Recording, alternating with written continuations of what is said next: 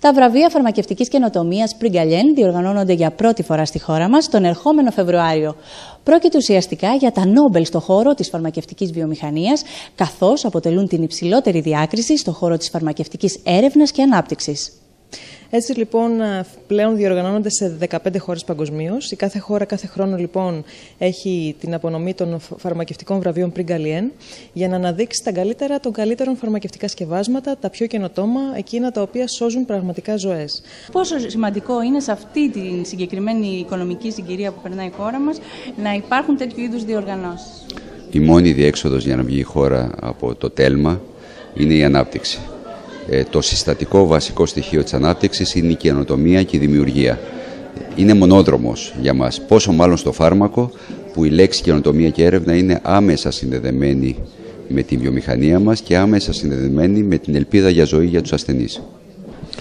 Πιστεύουμε στην καινοτομία, πιστεύουμε στην ευγενή άμυλα, πιστεύουμε και στην ελληνική φαρμακοβιομηχανία.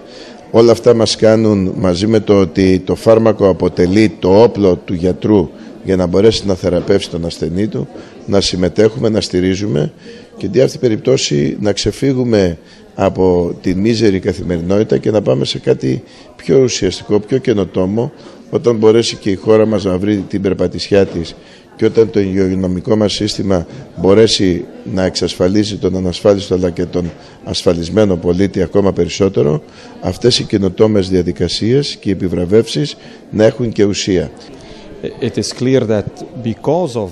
Είναι ξεκάθαρο πως εξαιτίας αυτής της εξαιρετικά ιδιαίτερης συγκυρίας που έχουμε στην Ελλάδα, ότι αυτό το γεγονός είναι πολύ σημαντικό, γιατί έρχεται ακριβώς την ώρα που πρέπει να επικεντρωθούμε στο τι είναι πραγματικά σημαντικό στη βιομηχανία και τι είναι αυτό που προσπαθούμε να αποφέρουμε στην ελληνική οικονομία, που είναι η αληθινή καινοτομία.